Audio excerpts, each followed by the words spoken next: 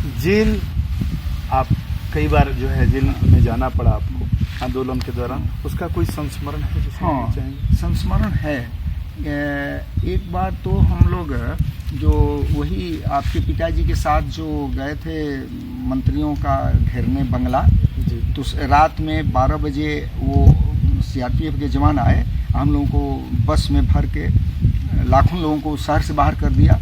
तो वहाँ camp jail बनाया था लोगों ने, स्कूल को बांस से रस्सी से घेर के, तो हम लोगों को उतार दिया वहाँ। हम लोग थोड़े देर रहे, 2-3 घंटा रहे, और फिर पैदल पटना के लिए चले। आज शाम को हम चले भी आए पटना पद यात्रा करके 50 किलोमीटर। आपके पिताजी रामदेव बाबू, जब हम लोग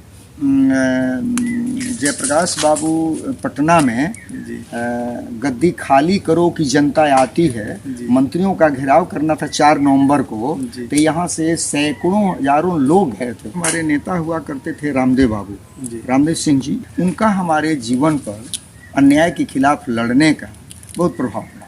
वहाँ पर एक दिन पहले, माने 4 नवंबर के पहले 3 नवंबर को जेपी पूरे पटना को घूम रहे थे खुले जीप में। और मैं तो पढ़ा था, देखा तो आँख से नहीं था, कि भगवान बुद्ध का सम्मान जो पाटलिपुत्र ने किया था, वही सम्मान जेपी को उस दिन मिला पटना नगर वासियों के द्वारा।